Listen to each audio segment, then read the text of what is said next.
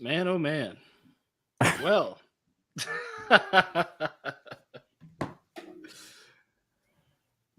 well. That was something. Apparently, so you want to know the crazy part about what actually happened?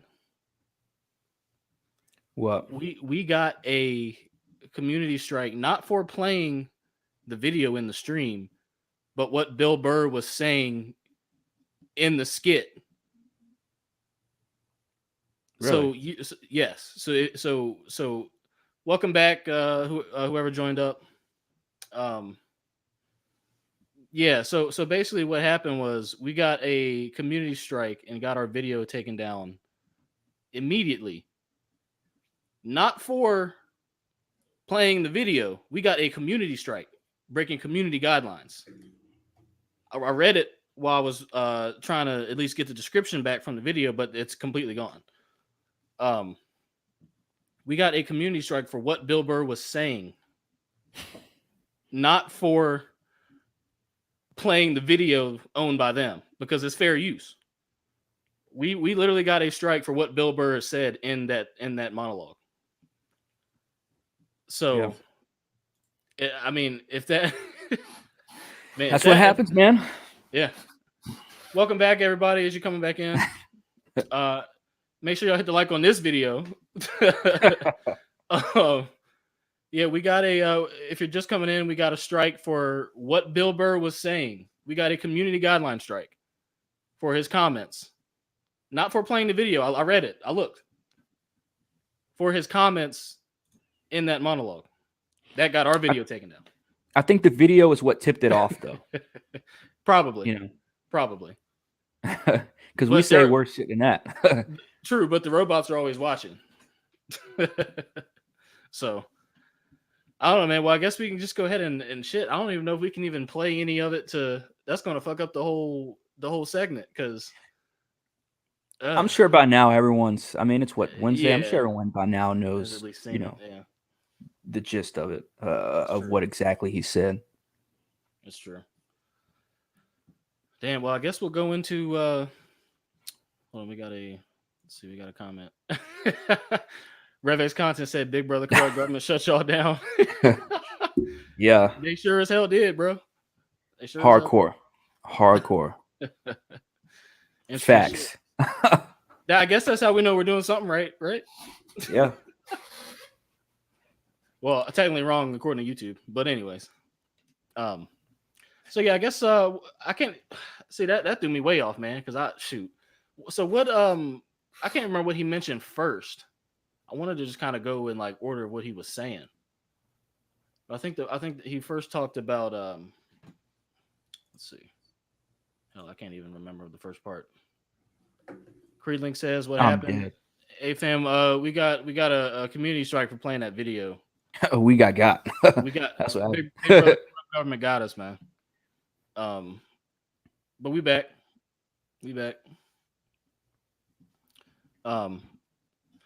Hell, so that really threw me off. Let's see if we can, if I can remember at least what the hell he even said first. I mean, which part do you want to dissect? Do you want to dissect the part where he was talking? Like I mean, definitely what he said about the race, the race stuff, like the black people and all, and like on like the elemental P month. Definitely, the white woman stuff. I mean, that is interesting to me because I never really have noticed that. Mm-hmm. I've noticed that more with the elemental P community, because the quote unquote woke movement, like I haven't heard anybody mention woke movement in a hot minute. It's all been BLM. You know what I'm saying? And Antifa. It hasn't been necessarily anybody talking about when he's talking about woke movement, nobody's using the word woke. I mean, some people are, but with the actual all this whole, and I'm tired of using the word agenda, but this whole fucking plan that they have, it's all this whole woke. Everybody's trying to act woke. Everybody's trying to act, and we'll get more into it about the grand scheme of things and this whole I don't even know what they're even crying for. Like, what do they want to happen? Bill Burr to be banned from SNL? Big fucking deal. Like, okay. But how are you like? Are you calling for him to be canceled? Like, again, like before you brought this to my attention a few days ago, like I had no idea that this even happened. Yeah, which is surprising, honestly, because Yeah, it's one of those things where like it was a big deal, I guess, for a little bit. Apparently now, I guess apparently now it's becoming a bigger deal, which I guess is why we're talking about it. But when it yeah, initially happened, I don't think anybody really gave a fuck until like the weekend was over with, and then like Monday, there was all of a sudden all this outrage about what he said on Saturday. yeah. So again, like when he mentioned, like white women stepping over the fence into the woke movement, complaining about, I guess he's talking about the Me Too move or the Me Too stuff is I guess what he was kind of hinting at. Um, Well, we don't want to put words in his mouth. Oh. well, that's what I'm saying. I'm guessing, but what else could he have talked about? I personally haven't seen any quote unquote white women stepping into the woke movement for their problems other than the Me Too movement Feminism. and feminism.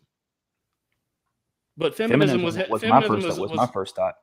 feminism was always. I mean, maybe I just look at it as separate from that, but I don't see white women teaming up with like I guess I don't know, black people saying, oh, cry about our stuff. Feminism has been kind of its own little thing, and and within feminism it's turned into the Me Too movement. But I haven't seen. I mean, maybe I'm misinterpreting it, but I haven't seen any of that sort of crossover like that. It's always kind of. I mean, they're. I guess they fall under the same umbrella, but I haven't seen them necessarily as intertwined as he was making it out to be. I've seen. I can't say specific instances, but I have seen where there have been things where not just black men but black people have gone through shit, or there's a certain subject being brought to attention. There's certain things that are brought to light about about being black, about black people, and then Right. then here comes feminism, then here comes like you said, Me Too movement, and it kind of overshadows some of the problems that some of the black people have brought to light. Now again, um I don't know for sure what he was talking about when it came to white men. It was funny, but it wasn't like I didn't know exactly what the instance was, like what the actual undertone was of what he was saying when it came to white women. Yeah, I wasn't sure on that either. I don't know. Keep in mind his wife is black, so I don't know if he's like saying certain things because he feels a certain way or because his wife is black. I'm not sure. Again, not gonna, like you said, not gonna put words in his mouth or anything like that. But um, He definitely has a perspective yeah, he that has he, most he has a white dudes don't perspective. have. Correct. Yeah. Correct. Yeah. Yeah. I just don't see the. I still don't really see the intermix. But like, you made a good point, but I didn't see the intermixing with that. But how did you feel about what he said about the whole Black History Month shit and LMNOP Gay Pride Month and all that? I didn't even learn about the gay pride shit until this year. About they have a whole month. We I were didn't talking know about it in that. 2019. Yeah, that shows you. Because I don't pay attention to that shit, so I didn't Right. know. I just found out this year, and um, it's funny because all that shit. I mean, it tried to overshadow, all the shit that was going on. June this year was crazy because remember all the shit that was happening. That was in the height of the whole riots and then Floyd and all that other shit, right? Yeah. And then, we started seeing, all Black Lives Matter on that, fucking boardwalk. It was painted in rainbow colors and all this other shit. And again, that overshadowed to me, I look at it like this. I've never, and I'm not trying to be controversial or anything, but this is my honest opinion. I've never really looked at Black History Month as like, oh, Black History Month. This is Black History Month. We have to do this or that and this, that, and the third and blah, blah, whatever. I respect it. And again, I'm not trying to sound like Uncle Tom or anything, but like I respect it. But to me, it's not that Black History Month is not a huge deal. And I'm not saying not a huge deal like to us, but it's just something that they've tried to make it a big deal to us about 1 month, and it's not. It hasn't really. I'm trying to find the word for it, but it hasn't really hit us. You know what I mean? It hasn't really, at least this generation that we've grown up with, like that we've grown up in, it's just like it's taught, but it hasn't really flourished. It hasn't really been like there's no like big event in February, like a worldwide or statewide, maybe statewide, but not a national event or anything like that for Right. Black History Month. Stuff for hey niggers, here goes your month. Like it's like okay, you know what I mean? Like it's Right. all right. Um, Now with he's a comedian. We have to remember this.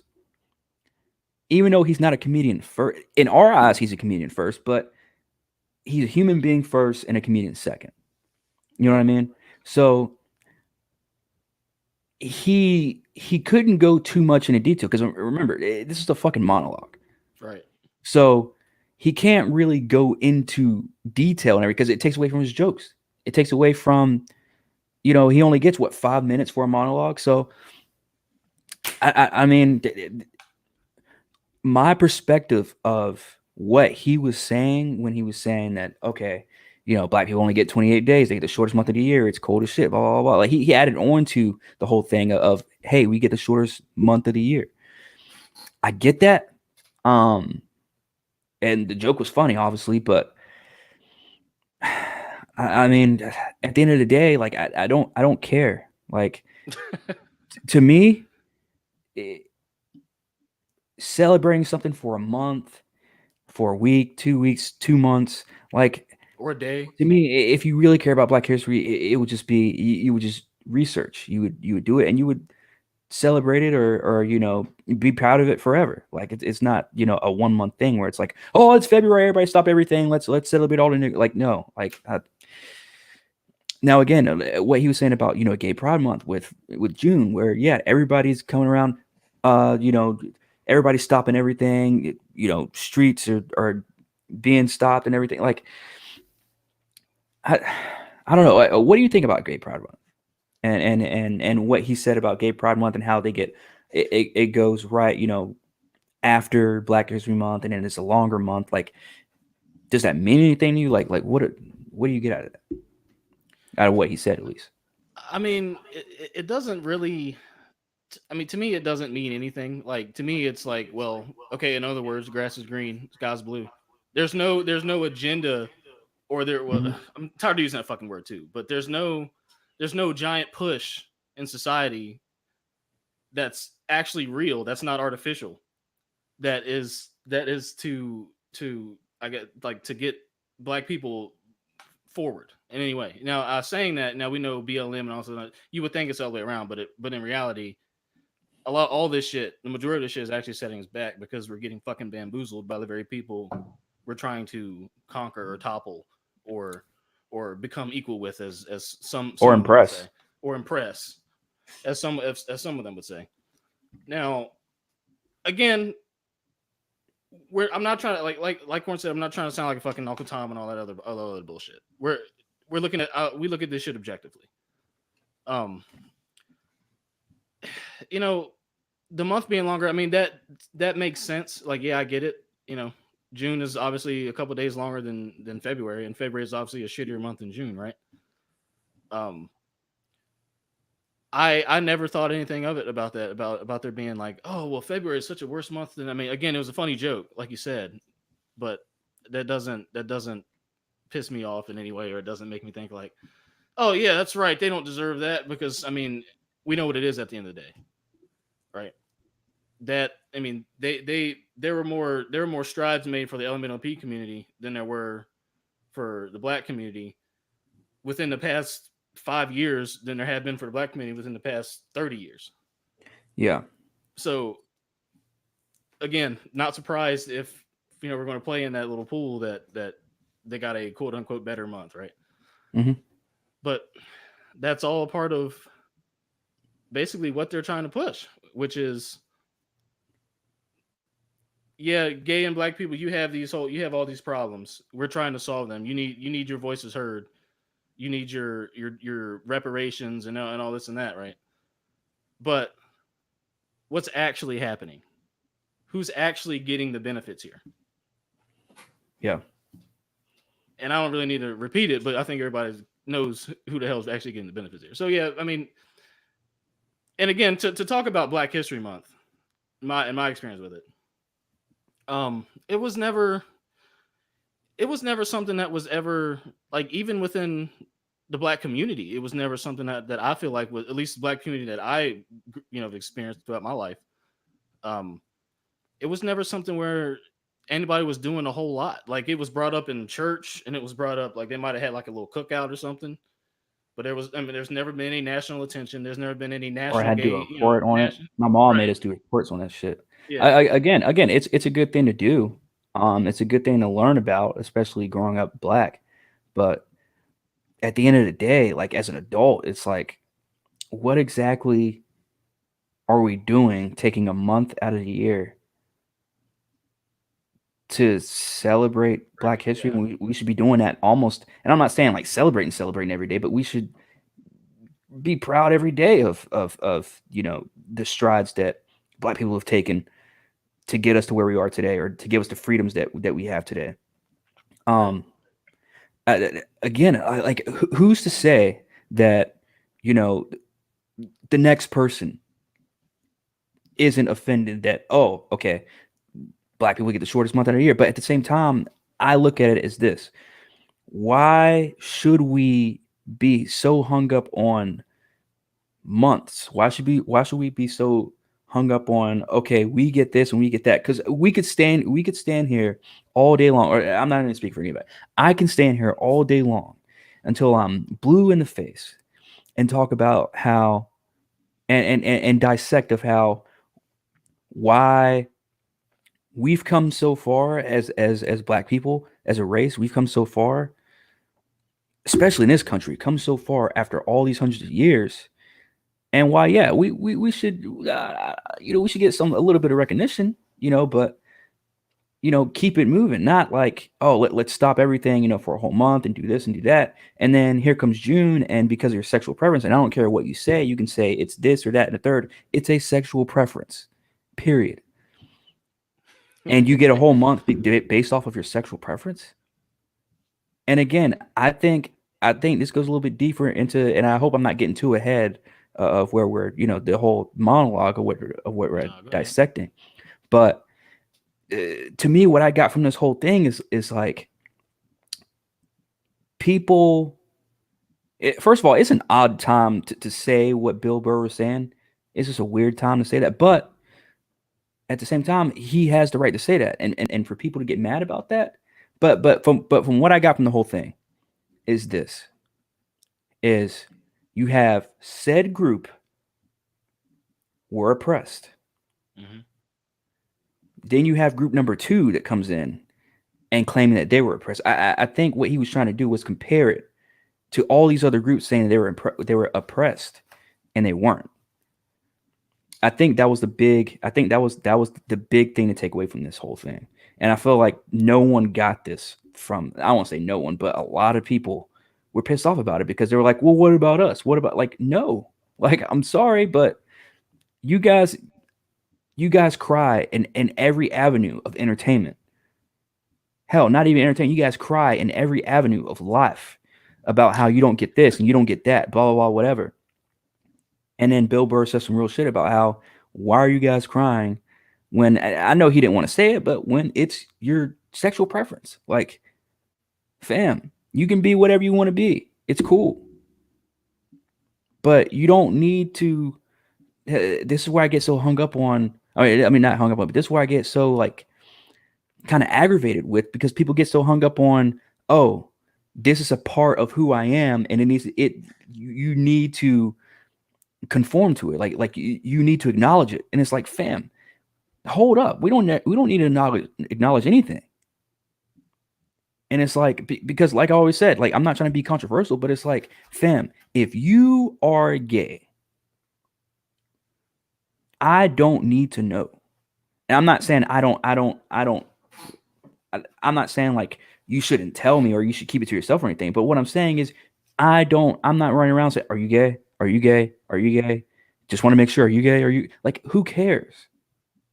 Who cares? You do your Apparently, a lot thing. of That's people. cool. Just like I'm not walking around saying, "Oh, I'm straight. I'm straight." Oh, yeah, I'm straight. Like, no. So why? So again, what Bill Burr was saying, I, he said it the most PC way he could fucking say it. Pretty much, yeah. Honestly, Yeah, he did. He did. and yet still gets backlash. But that's the thing. You can't even bring up the topic and have an opposing opinion, which is a common theme with these sorts of things, with these sorts of pushes in society. You can't have an opposing opinion in any way. You can't look at it objectively in any way because the moment you do, you're going to catch hell. And Yep. if we're if again, if they're so if the agenda here is about acceptance, right, and all this and that, why can't it be accepted to have an opposing opinion, or not even an opposing opinion, just an objective opinion? Like, Yeah. look, if you're gay, great, do your Yeah. thing. And but I don't. It's when it starts affecting other aspects of life, and then it's when we see things where that makes Bill Burr say what he said, which is like basically you've gotten it better than a actual opposed group of people. Yeah. I mean, and you got it way quicker too. Makes you wonder. But again, he made it as PC as he could because I think he knows what's really at hand, but he can't say it, especially not on Yeah. SNL. Because I've heard old interviews of Bill Burr, and he knows what's going on. Yeah. So I mean, he can't, but he can't say that. I've listened to a lot of what Bill Burr said over the years. I still listen to some of his stuff, um, and not as much as you, obviously, but he's a very straightforward person. Yeah. And the fact that, and this is what baffles me too, the fact that people want to jump on this whole train of trying to get rid of Bill Burr and people like Bill Burr. And this goes back to the last episode of what I was talking about last episode too, that was somewhat controversial, right? Or what I thought was controversial. I'll use that word all the time, but whatever. And the only why I use that word is because we say a lot of shit that nobody else is saying. Yeah. Because they're afraid to say it, and rightfully so. I'm not gonna lie. Sometimes I'm afraid Right. to say some of the stuff I say. But Bill Burr being in the entertainment industry, being a comedian, and coming out here and sprinkling what you always say, crumbs. He comes out here and he's sprinkling crumbs, putting his career, everything on the line, doing this. I don't know whether he just doesn't give a fuck, whether he's fed up, whatever. Mm-hmm. But the fact that he does that, that means something. And that should mean something to a lot of people. Because, like I said last episode, there are people in the entertainment industry, a lot of them that are actually Republican, and they cannot say it. So what makes you think that Bill Burr can get on SNL, sprinkle the crumbs of truth, at least what I think is truth, obviously. Mm-hmm. And then people start hopping on this whole train of trying to cancel him, trying to get rid of him, trying to say he's this and he's that and he hates the gay, blah, blah, whatever. Asinine. Completely asinine to me. Yeah, because he again, never made any of those statements. He Yeah. never said, "Oh, he hates gay people. Oh, he hates white women." Oh, you know what I'm saying? Yeah. He never said any of that. Like he wasn't on this whole like J.K. Rowling rollout. No pun Right. intended. You know what I mean? Like he wasn't just getting on Twitter saying, "Oh, fuck the gays and fuck the trans." You know what I mean? Like he wasn't doing any of that shit. He was just saying, "Hey, stay in your fucking lane." Yeah. He was saying the same thing that maybe not black women, maybe some black men and some of the brainwashed ones. I mean, we're all brainwashed at the end of the day in some shape or fashion. But he was pretty much saying, "Stay in your fucking lane." It's like there are people that were actually oppressed, and I'm not in any way am I saying, "Oh, I was oppressed" or I was a part of the people being oppressed or anything like that. But there are people, ancestors that were oppressed. Period. And the fact that people are acknowledging that, and I'm not saying the whole the whole reparations thing is, to me, is stupid, It's idiotic, it's should yeah. never be mentioned ever. But Facts. that's just me. Um, yeah, like what Bill Burr was saying, I commend him for. And he's not saying anything that he hasn't said before. It's just he was on a bigger stage saying it. That's the difference. That's true. And it's the same thing, like the shit with us. Put us on a bigger stage and have us say what we're saying now. We're gonna get a lot more of them damn community strikes. Yeah. That's for damn sure. So a YouTuber I watched, Superstar75, shout out to him by the way. He posed a question about this, and the question was, did Bill Burr go off code by saying what he said? Because now when he says off code, he means, like there's, I don't even know, it's something called code where basically if you're white, you kind of stick up for your own people. If you're black, you stick up for your own people, et cetera, et cetera. It's something that all races kind of like do to an extent. Mm-hmm. And he was basically posing the question: did Bill Burr go off code in that monologue? Basically, because he pretty much bashed white men and women and praised black people, but he's a white guy with a black wife. So what are your thoughts on that? Because I'll say something as simple as this. I think it's interesting.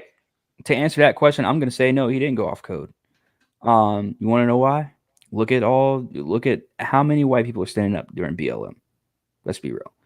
How many white people always are backing black people? I will say that. I will say that's something I never thought I'd see. Even though when we were growing up, we always talk about when we were growing up, but when we were growing up, it was diverse. It was super diverse, bro. Yeah, like honestly, it wasn't any this whole like I don't fuck with you because you're white. I don't fuck with, like, nigga. Like we were beside white people, black people, Hispanics, Asians. Like we went to school with everybody. Yeah. We hung out. I wouldn't say hung out with everybody, but within school, like everybody was with everybody. I hung out with a lot of different. Everybody was chilling in class, talking, hanging out, making jokes, all that, having fun together. Yeah. So like seeing this stuff now growing up, it's almost like history kind of did repeat itself a little bit, even though it's not to the extreme, but it somewhat is to the extreme. And I feel like it's going to get to that extreme of the stories and the films in black and white that we saw when we were kids from the 60s and the 50s and a little bit of the 70s of the I wouldn't say race wars, but I guess you could probably say race wars that were happening.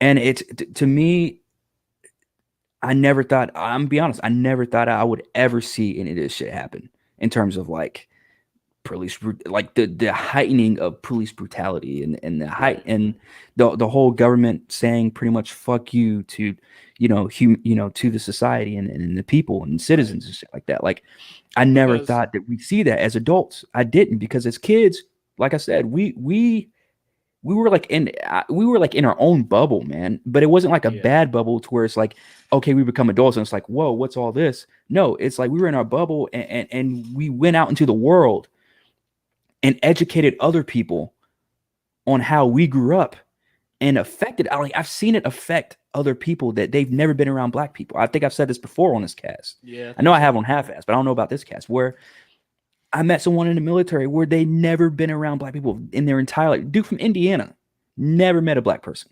Wow. Always hated black people. And then met me and he was like, he used the word colored. That's how like so far from, diversity, or so far from, a diverse community that this dude was. Right. And he was like, wow, Bundy, like he's like, you're the first, nice colored person I met. I'm like, holy shit. Like, that's crazy. Bruh. That's crazy. Cause I don't even think I'm really that nice. But anyways, like that's crazy though. You know what I mean? Like the fact that I came from a really small town. This dude came from a small town, but two totally different worlds. Yeah. And now we're seeing as adults, and the same shit Bill Burr was talking about is the same shit that's happening out here. And the same shit we've been talking about for what, 2 years now? Yeah. About 2 years. About how I'm not saying, hey, pay attention to us black folk, but it's like whenever we want to speak, especially a black man, And I play this image in my head all the time. You see a black man walk up to the mic and he starts to say something. He never stops. He's sitting in the back, chilling in the back.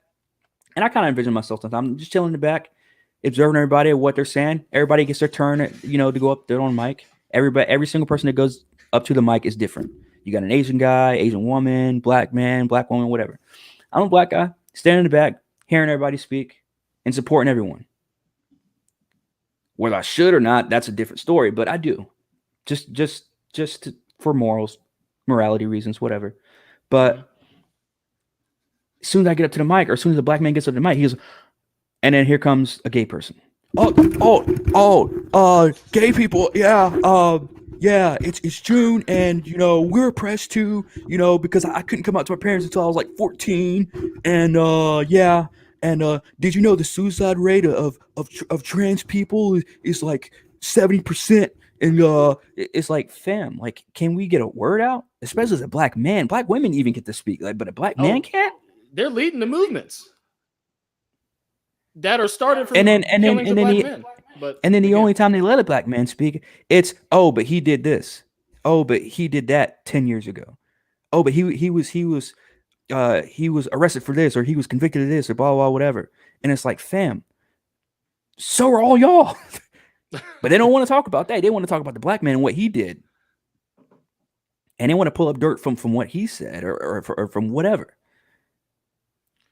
But then, here comes Tom, Dick, and Harry coming up to the stage, and they're, oh yeah, Gay Pride Month, yeah, blah blah. And then whenever a black man does speak, he's either gay or transphobic. We just saw what, a week ago, where that's the true. what was it, the congressman or whatever the fuck that dude was, the dude that was in fucking politics, has fucked up the black man like crazy. To me, between that and the music industry, you could It's probably say you could probably say entertainment in general, just but entertainment in mostly general. But yeah, music yeah. has really fucked up the black man.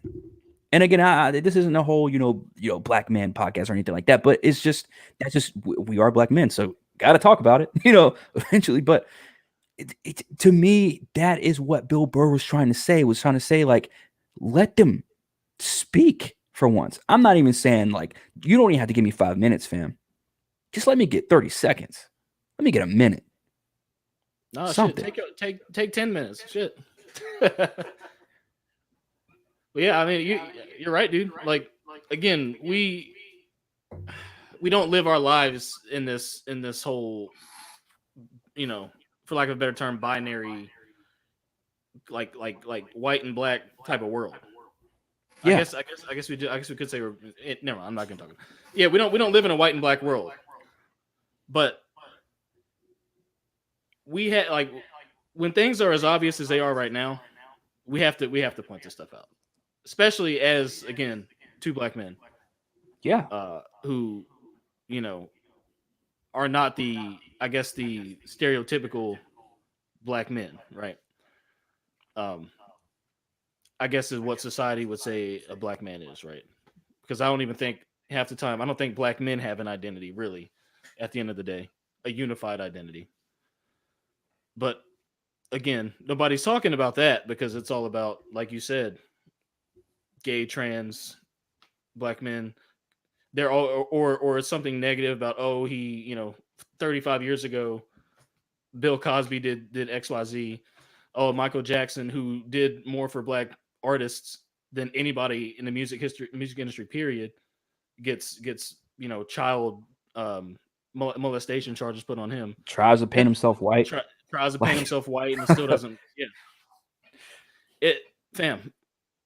There, it's been a long standing thing, and I think that there was a point in time where, black men, I guess, were a little bit more respected. I would say maybe if there was a time, I would say it would probably be the 90s, 80s and 90s, yeah. 80s and 90s. I think I think I think black men were actually a little bit more respected at that point. But men in general were respected at that point.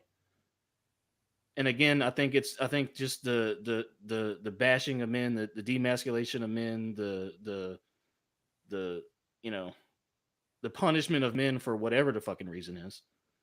I think it's hitting all men, but I think especially black men who were already sort of punished under that sort of thing anyway. I think it's really like it's made it a lot worse. Um, and then, like I said, all these movements are getting started off the killings of black men, aside from one, which is Breonna Taylor. Um, but there's no black men at the heads of the movements. There's no black men's voices being heard in the movements. And if There's they are, they're throwing a dress on them, or they're being caught right, in a room with right. drugs and fucking, uh, other men or trans men. Like it's, the, The movements are funded by billionaires who are white. So I mean, like it's this is why I always say we're like at the end of the day, all this racism shit, all this black men, all this black, white, purple, yellow, pink, LMNOP, ABCDE shit. yeah, It's all at the end of the day, it's all just a symptom of the greater problem. So like the amount of energy people put into race and racism and race relations and all this other stuff, you can't fix that without fixing the underlying issue, which is the power structure, which is what I always try to bring all this shit back to, which is the power structure at play who is pulling these strings is the root of the problem. It's Yeah. not these racists. It's not the KKK. It's not it's not LMNOP community. It's not the government. It's not that. It's the power structure. Now, whoever the fuck that is, who's to say? I don't think it's necessarily the government, but it is we're never whoever gonna know. influences. Yeah, exactly. We're Like, never gonna know. We're never gonna know. But the if you pick up the pieces, like we try to inform you all about on this podcast, you pick up the pieces, you can see it all sort of leads to one overarching something, whatever the fuck it is. And like I said, we don't know, but we'll probably find out. But either way, and, either way, you can guarantee that this stuff isn't ending anytime soon. no, man, And it's gonna end with us with them. We are going extinct, and I don't know what's gonna happen faster. Is it gonna be all humans together going extinct, or are they gonna try and extinct certain races or certain genders or whatever the fuck before all of us are gone? I mean, we all know the end game. We all know the end game. right. We all know the blip. No pun intended. A blip is going to happen eventually. But are we going to live to see it? It's in the works. It's in the works. In terms of men, period. Are we going to live to see it in terms of black people, period? Are we going to live to see it as black men, period? Or as human beings, period. Because it could get that crazy very easily. So a blip is going to happen. And for the people, like, I'm not going to explain myself in terms of the blip because I can sit here for an hour and try and explain it to people. But if you know, you know. Listen to our other cast. We explained it in great detail. Now, we don't Yes. refer to it as the blip, but you can put two and two together. Yeah. Creedlink says perfectly said. Yeah, appreciate you, bro. Yeah. I mean, at the end of the day, it's.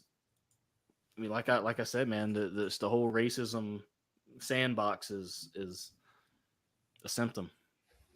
Yeah. It's a fucking symptom. And I mean, if you're Bill Burr, I want to put you in his shoes for a second, okay? If you're Bill Burr and you're getting ready to go on an SNL, are you doing that monologue? If I'm Bill Burr, that's gonna take some hell of imagination. But if I'm Bill Burr, as I know Bill Burr, yes, I'm doing that monologue. I probably would have said something differently. I don't know if I can't say what or how, but Yeah. I probably would have tried to drop a little different knowledge, but I still would have done something similarly controversial. Yeah, because again, I was gonna say that's one of his biggest stages he's ever been on. So Mhm. he's gonna try and put something in that, like not even just for awareness of whatever hot topic this week is, but for his brand as Bill Burr the comedian, because he Yeah, talks about that type of shit. So and yeah. it was a hell of a good monologue. It was funny. Bill Burr's Yeah, always funny. it was to me it was funny. The only part I didn't really laugh at was the Rick Moranis thing, just because I'm a fan of Rick Moranis. I grew up in the '90s, so yeah. And I thought it was really fucked up that a random dude just came up and socked him square in the face. Um, but I mean, besides that, like that whole monologue was pretty funny. It wasn't like laugh, it wasn't like a knee slapper funny, but it was funny. I It was was like, funny. holy shit, that makes sense and it's funny. And he put crumbs in there. Right. Again, the world is run. Everyone's life revolves around money in some way. So maybe he has fuck you money where he's like, look, I'm being put on this big stage. I've got enough money that even if I do get, quote unquote, canceled, I'm not going to lose everything. He's been around for a hot minute. I'm sure. I mean, he's got money. He's got his own show on Netflix for Pete's sake. So yeah, True. And a successful podcast. yeah. Like,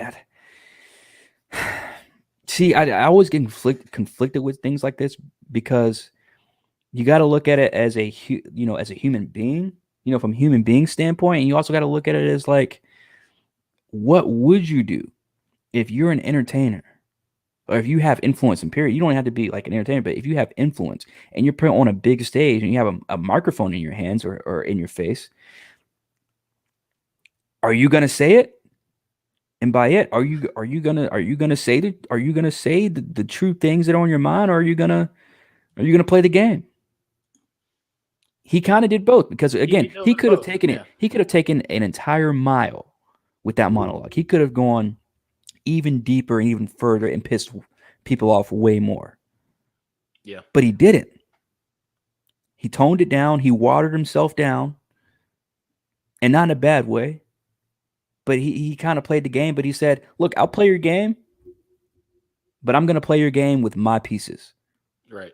That's exactly He what he came did. over to his boy's crib to play Monopoly, but he brought his own pieces and played. And I like that. Yeah. And again, it may not be the most. It may not be the. It was the best choice he could make. Because again, he's mainstream, but he's not too mainstream to where people are, scrambling to get tickets for Bill Burr. People are like, oh, Bill Burr's talking. Everybody's got to listen, kind of like Dave Chappelle. Right. Which is still crazy how Dave Chappelle it has such mainstream success, but still is every time the microphone's in his hands, he's speaking the truth. He ain't dropping down just crumbs. He's dropping down chunks. Like this dude. True. But again, Bill Burr's getting there, and with him being on SNL, and what he said, I gotta applaud him. At the end of the day, I have to applaud him. Yeah. Because he said, "Look, I'm gonna play your game, but I'm gonna do it my way, and I'm gonna say what I want to say, but to where not too many people get pissed off, to where Big Brother, corrupt government, or the people behind closed doors are like." They have to smack his hand. I don't think it's gotten that far. I would agree. I would agree. I And think you right could now it's just Twitter talk. yeah, yeah. And you could also argue that he was booked because of how he is for a purpose. You could argue that too. Like you could I don't know, it's like sometimes sometimes I notice like there's always like a little bit of breath of fresh air within all the fuckery. Like they just had Megan Thee Stallion on last week with that whole sex kitten show she did. And then now they've got Bill Burr on, and he's dropping like you said, crumbs. He's dropping crumbs. So Like yeah. you say, crumbs. Well, yeah. Well, like you said, I say. Yeah, yeah, man. So again, like you said, I've got to applaud him. It was a great monologue. It was funny. It was Yeah. informative. It was opinionated. But at the end of the day, he did it in a respectful way, I thought. Yeah. For the sensitivity of the topics and his opinion on the topics. Yeah. It was a solid bit in my opinion. Again, the I mean, it was so white solid one it part got I us. didn't understand. Yeah, again, like I said, that the white woman part, I wasn't really picking up on that.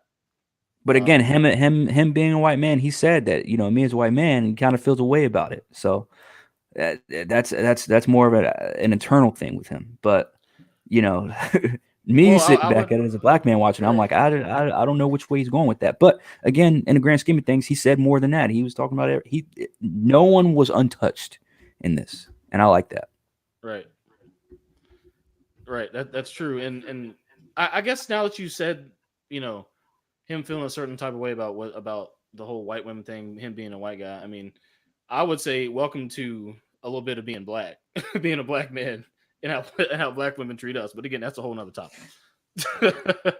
Yeah, That's a whole nother topic. So yeah, I don't have anything else to say about Bill Burr, man. I mean, you know, he stuck to his guns, in my opinion. This was nothing, you know, that was out of the realm of Bill Burr, in my opinion. So just a little bit spicy though, I guess you could say. A little bit yeah. spicy. So shoot, I guess we'll go on the next topic. Joe Biden again. Joe, dog. Joe fucking You're Biden. Joe Biden. If I didn't really think this was going to be this much of a racially themed podcast, but damn, Joe Biden. I'm telling you, it looks like we lost corner of it. Anyways, Joe Biden is Sorry, I meant to stop my can. Sorry. oh, you good. He he has come out with a new campaign ad featuring none other than battle rappers. Well, once we get the video up, our stream cancellation screwed us up over here. We want to just get back on air for you guys, but yeah, Joe Biden has a new campaign out, or a new ad out for the campaign, featuring battle rappers. We're gonna pull a video up here in a second. You want me to pull it up? Yeah. I do still have the link. I think it's probably No, lost but I'm going because through my history. okay. yeah. YouTube, Big Brother Corrupt Government screwed us up here, so we're a little off of. Yeah, hopefully we don't get copyrighted for this one. Yeah, for fuck. Oops. Yeah, hopefully we don't get copyrighted for this one too. What actually wasn't even copyrighted. It was a straight up community strike. Yeah. Yeah. Shout out to RevX Content. He said Biden will be the end of us. Vote chump for King Puppet. Yeah, that's gonna be a no from me, dog. Sorry, not sorry. I think they're both like again. Like, I don't. Yeah. I think you're a puppet if you vote. Period. But that's just my own personal opinion. Awkwardness. Okay. Yeah, But anyways, no, I ain't no awkwardness here. When's the last time I voted? Exactly. I've got the I've got the video up. Yo, I'll hit. Oh man. Oh, I'll hit you later. Yeah, let's listen to this fucking. This is fair use, YouTube. Fair use.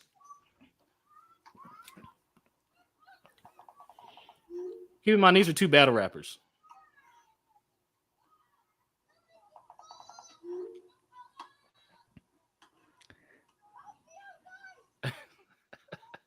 Yo, why you ain't been answering your phone? You know why I'm calling you. You have to vote. You know why I don't vote? Because as a black man, I just feel like there's no hope.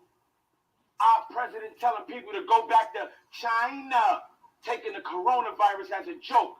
And that's the part that frightened me. When you choose a president... That frightens you? As a...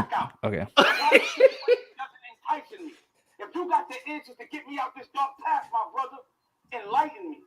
We always telling each other to stay woke. That's why this time we gotta use our voice and you have to vote.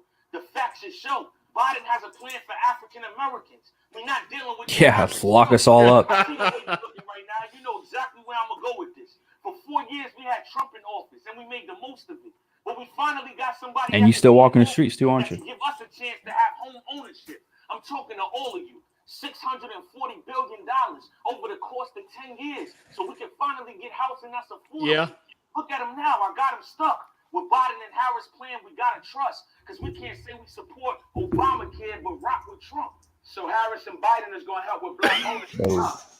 Okay, maybe it's true, but what about the black colleges and all the funding for the HBCUs?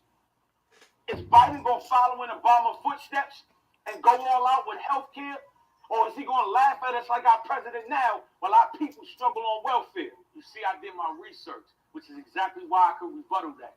Biden and Harris planning to put $70 billion to the HBCU. We're not just talking about a couple racks, giving teachers a raise. What Trump attempted to do, they plan to double that. And as far as the rich and poor, $70 billion? the whole goal is to end the funding gap. That sounds legit. Only if our president now would quit. Hey, did you know that unemployment for African Americans is up this 50%? So when you tell me to go and vote, but the reason why it's such a hard one, because how we expect our people to get jobs, and the president can't even get the job done. Bro, I understand it's a process, so I'm not rushing you. Take your time. You know what, speaking of that, I got the perfect place to take you that'll change your mind. The voting booth. You mean the computer? You brought me here that I'm just supposed to confide in Biden? What about the innocent blacks that get snatched out their vehicles just for riding? We don't even ask for much. All we do is ask for respect. Before they did what they did to George Floyd, this country had their foot on our neck. Now, do you understand why I'm upset? I feel you. Because every time we throw the system an uppercut, all they give us in return is low blows. But Biden and Harris got a plan to outlaw the chokehold. It's inspiring. Bruh. Donald Trump is the apprentice, but now it's our turn to do the firing. And That chokehold shit, bro. Before we hire them, Breonna Taylor, George Floyd, Eric Gardner, Trayvon Martin. Say that. Hold on, I want to go back real quick. Trump is the apprentice, but now it's our turn to do the firing and review everything. Listen, even before we hire them, Breonna Taylor, George Floyd. What did he say about the chokeholds? That's what I try to go back to. But He said Biden and Kamala have a plan to outlaw the chokehold. It's campaign. You know, before you actually called my phone, I honestly had no hope. But if Biden and Harris going to do exactly what you said, then I'm going to go vote. Was that easy?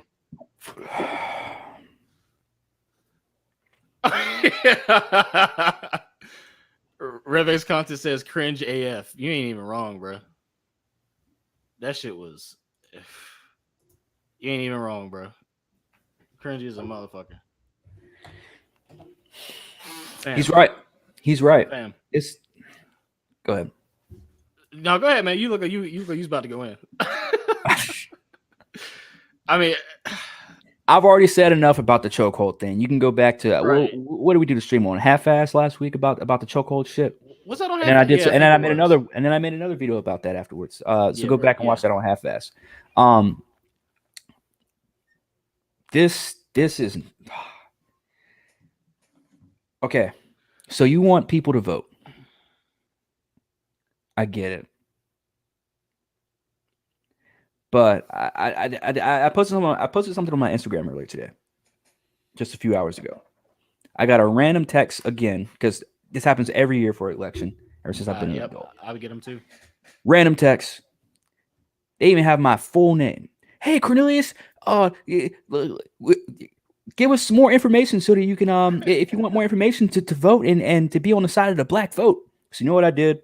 For any of you guys that follow me on Instagram and saw it, I took a screenshot of that thing and my end of my response in the thread, and I said, I have one question. And I think they said, like, of course, or whatever. And I said, riddle me this. What is the difference between the black vote and just a normal vote? I waited 30 minutes. They didn't say anything. And I said, Cat, got your tongue? Still no fucking response. And it's shit like that. And it's shit like this fucking, I should stop cussing, but it's stuff like that. And it's stuff like this video that we just watched where you're pandering You are pandering, and it's nothing less. Exactly. I can tell you this though, it works. It's only been out for what, a day and already had 90,000 views. It I works. think it had more than that. Did you see how many dislikes it had though? That shit had a lot of dislikes. It doesn't matter. All that matters is that someone is going to watch that video and be like, and the same thing I said last week, right? Someone's going to watch that and someone's going to hear that and then be like, oh, I should vote. Just like people are going to go in people are going to go in Breakfast Club, and they're going to be like, oh, Charlemagne said that, they're going to ban chokeholds from cops, and then I got to go vote for Biden and Harris because they're going to make things better. And it's like. It's weird because I'm so conflicted because we do this podcast and we talk about this a lot and we try and get people. I'm not saying trying to get people to change, but we try and let people know the truth. And yet still people are out there they're getting rid of their own knowledge and basing their own actions and what they're going to do off of what someone else says. And obviously these politicians know that. Obviously the government knows that. Obviously, Big Brother knows that. But what really pisses me off is when you take two people that are successful battle rappers, you put them in this thing. I mean, obviously they got paid for this, of course, but you put them in this video and you go through all of this, right? And if you listen to everything they were saying, it's brainwashing. 100%. Brainwashing 101. 100%. They do it through movies. They do it through music. They do it through shit like this. And that was Biden's actual YouTube channel, wasn't it? That was Biden's YouTube channel. Yep. This guy is on, and again, I'm not saying he hasn't changed over the years or whatever, but this guy is on record saying some fucked up shit 25 years ago. Shit, 5 years ago, 3 years ago. And yet we're being told that, oh, Biden and Harris are gonna change things and listen, my brother, Biden. There are people, there are real people out there that are like, I know people like that. 100%. Listen, brother. We have a terrible leader in it. They're all terrible leaders. When are you going to realize that? We had a terrible. I'm not even gonna say he was a terrible person, but they're all under the same umbrella. They're all under the same umbrella. They're all forcing the same fucking plans. Exactly. So if you think something different is gonna happen with Biden than it is with Trump, you're an idiot. Now, I wouldn't have said that 4 years ago with, between Trump and Hillary, because I still gave people the benefit of the doubt. I still had, hope in humanity. Now we're 4 years later and a whole bunch of fuck shit has happened since 2016 and 2020. And where people should already know, okay, nothing's going to change no matter who we put or who they put in office. To me, this is nothing but a fucking reality show. Hell, maybe even a simulation, if you want to go that far. Hey, we could. To where we're all sitting in a roller coaster. It's like playing Bandersnatch. You're gonna get the same result in the end. You're going to get the same result in the end. Yep. Do you remember Black Mirror Bandersnatch, that awful movie that they tried to do, that little awful interactive? It's just an interactive simulation. That's all it is. Yep, that's all. That's all this is, bro. It's what do you want to choose that happens next? But in the end, the result is still going to same. I mean, the result is still going to stay the same. Yep. So it's like, oh yeah, we're gonna put this person in here because he looks like me, or we're gonna put this person in here because he has the same ideas that I have. But it's never gonna get done.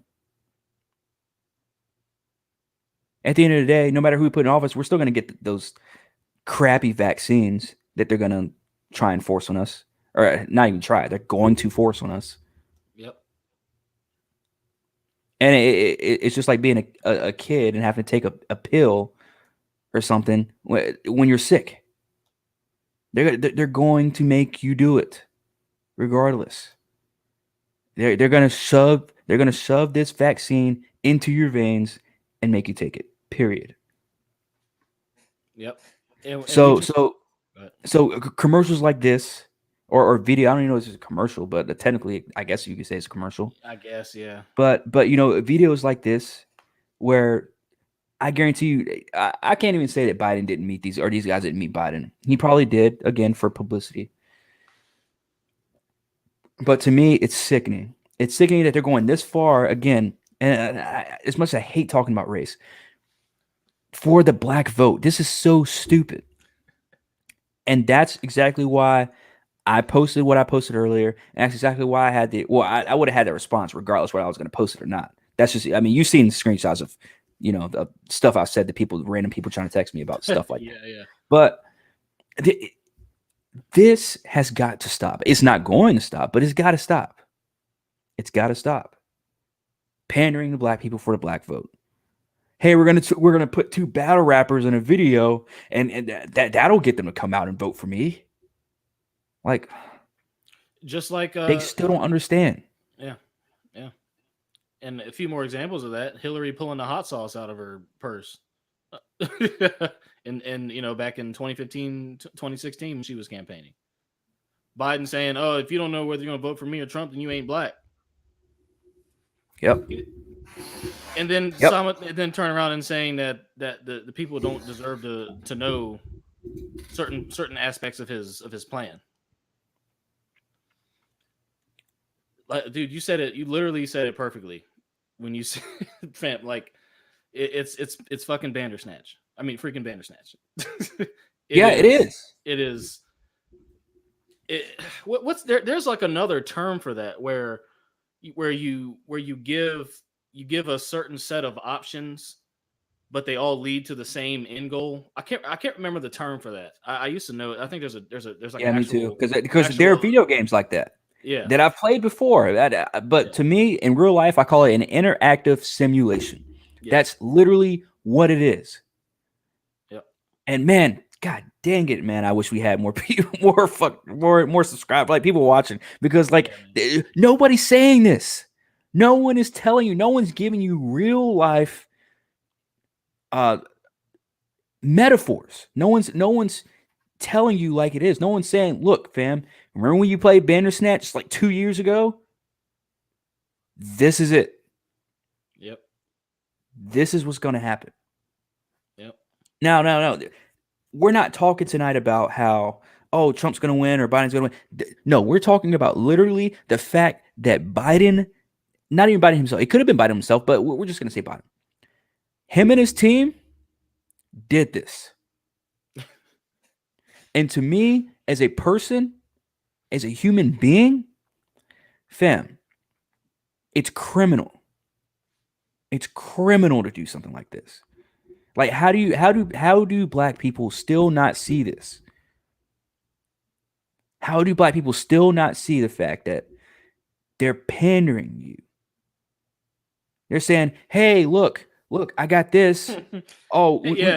We brought this person. Come on over here. They're gonna do this. Come on over here." And it's like, that's all it is. It's I mean, it's to the point of like, it's almost hilarious to me because I'm so far removed from all that shit, man. Like it's. I sit back and I look at it and I'm just like, I chuckle, and then I'm like, but you know what? There's a lot of people who are going to see these 2 legendary battle rappers. Don't get me wrong. And they're going to say, oh, damn, they was dropping some real shit. You know what? Let me go ahead and vote for Biden. Or let me go ahead and go ahead. That wasn't real shit. And I mean, I know that's not. I know you know what I mean. But to people that think like that, that's and because I met people like that, and when I first started this whole journey on quote unquote being woke, since that's like the word of the day apparently, like at first I couldn't really tell what's true, what's not, what's this, and again we still don't fully know. But I mean, this is just we're going off our instinct. We're going off of observing. We're going off our own personal experiences. We're going off of our experiences of working in corporate world. I'm going off of my experience working for the government and then going into the corporate world and then going out into the world, period, meeting new people, living in a city and observing people. I'm like, wow, people really do show out for this and that, for A, B, and C. But when such and such happens, nobody wants to say anything, or such and such happens, everybody wants to stand in front and talk about something else that has nothing to do with what initially sparked it off. I mean, we can go back to the George Floyd shit. Old dude died, and then a week later, there's the people are burning down cities and stuff like that, which had nothing to do with what happened. So it's like exactly looking at a video like this and a setback and after watching what a 2.5 or 3 minute video of this and then saying, 4 minutes. I think I'm gonna go in. I think I'm gonna go down to the polls and vote. First of all, in most states, registration's already done. I don't know, man. This to me is discouraging. I'm not surprised, but I am shocked that they would go to this length. And again, this should tell you that we have how many weeks left? 3, if that, maybe 2. Wait, what's today? 2.5 or The 3? 14th. Yeah, so we got like 3 weeks. Yeah. 3 weeks until election day. So far, let's keep a record of this. By the way, Jaron, let's keep a record of this. Okay. So far, all right, and help me out here because I might be missing a few pieces. You know what I'm saying? Mm-hmm. So we had The Rock come out for the first time ever and talk about politics. Yep. We've had 2 rappers. More. I mean, which what two else rappers, happened? though? Which 2 rappers? Because there's been more than 2 rappers. You talking about these 2 battle rappers? I mean, yeah, two battle rappers come out with this video. Well, Cardi B interviewed Biden. Yep, we had Cardi B interviewed Biden. Megan Thee Stallion. You've got What did she Megan do? Melhorse. You didn't hear she's been saying all this political shit about Biden. She's been. They all do that though. Doing the same shit. They all do that though. She's but doing like the same shit I'm talking about like all this going, big ass, you know what I mean? Like this is crazy. All right, so all these pieces, and this isn't trust me, Trump is not safe either. Like this isn't a Trump loving fucking conversation either. But Biden is doing a hell lot more of pandering in terms of I can only speak for my perspective of the way I see things. And this dude is going far and beyond. He's going above and beyond for some weird ass reason, knowing damn well he's not going to win, but he's going above and beyond to do all this bullshit. To pander for the black vote, the quote unquote black vote. Right. And again, I'll say the exact same thing I said last week when we covered the vice president, the vice presidential, whatever the fuck. Like, all of this, like what they're really telling us is we cannot think for ourselves. And that's what I've said from day one. There should not, this whole black vote, Hispanic vote, Asian vote thingy should not even be a thing. This shouldn't even exist. It shouldn't come out of anybody's fucking mouth. You want to know why? Because what you're saying at that point is that said race cannot think for themselves. What you're saying is, I want to get the black vote. Black people can't think for themselves. How about you just try and get more fucking votes, period? Right. If you're playing the game. But that's not how propaganda works. And let us not forget who repealed the ban on propaganda. Everybody's favorite Barry Soetoro. I mean Barack Obama. Everybody's favorite repealed the very thing that allows politicians to make shit like this again. This is clearly propaganda. Clearly. Now, if you all are lost about what propaganda is, go listen to the 6-minute video I did reading one paragraph from the book from the creator of propaganda. It's a 6-minute video. Go read it or go listen to it, and then go read the ebook, because it will explain this shit in great detail, and it'll explain the methodology behind why these puppets do this shit, or why the power structure that employs these puppets do this shit in all aspects of life. So again, he's on code. He's doing exactly what the fuck he's supposed to do. And a lot of people are falling for it. And worst case, it's getting attention, because we all know bad news spreads quicker than good news. Negativity spreads quicker than positivity. So yep. Even if he knows it's gonna be obvious pandering and obvious like baiting and obvious propaganda, you're not gonna give a fuck, because people are gonna look at it and people are gonna talk about it, especially Republicans, because anything Joe Biden does that is clearly stupid, they're gonna there's gonna be a shit ton of Republican and conservative talking heads that are gonna talk about the shit. And stupid or not, I mean, that's this whole war anyway. Stupid or not, like whether if Biden even opens up his mouth, if he even fucking sneezes, somebody, Republicans are going to say something. Right. The same thing with Democrats. Same thing with Democrats and Trump. If Trump sneezes, everybody's going to say something. Again, man, like I feel like when does this stop? Like, when do we stop? And again, I honestly, I can't even say I have room to talk. But when are we going to stop worshiping influencers? When are we going to stop worshiping Never. and looking and watching everyone's every move? Social media has done this to a T. You want to follow your favorite entertainer? You want to know every single thing they're doing? That's perfect for social media. And then you sprinkle a little bit of plan and agenda and all this other crap into it. Like, I know we say this every single episode. We're doomed. We are doomed. It's not going to stop. It's only going to get worse.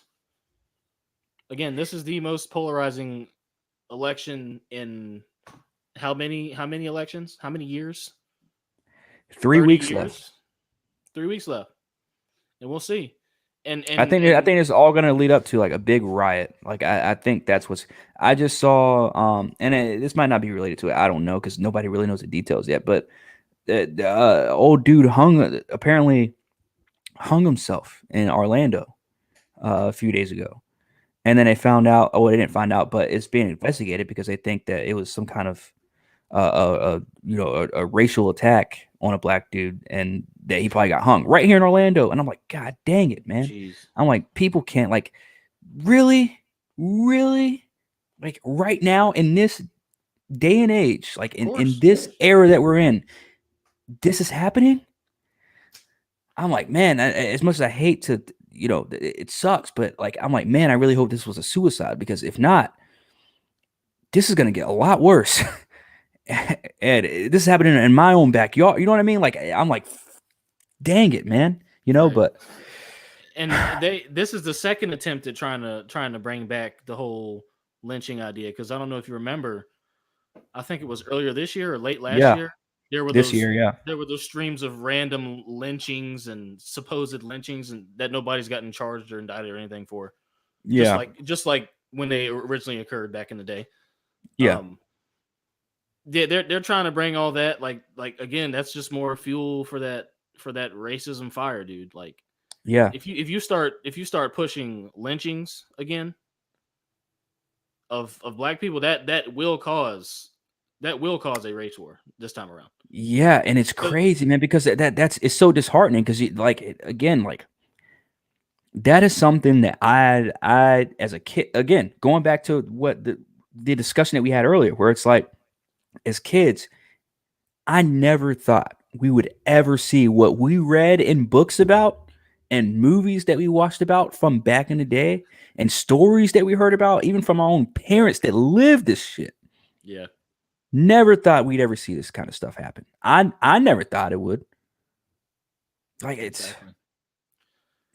And keep in mind, there's a black militia force called the NFAC that openly demonstrate an all black, basically an all black like fort. Like I wouldn't even call them a militia because they're not very organized, to be honest.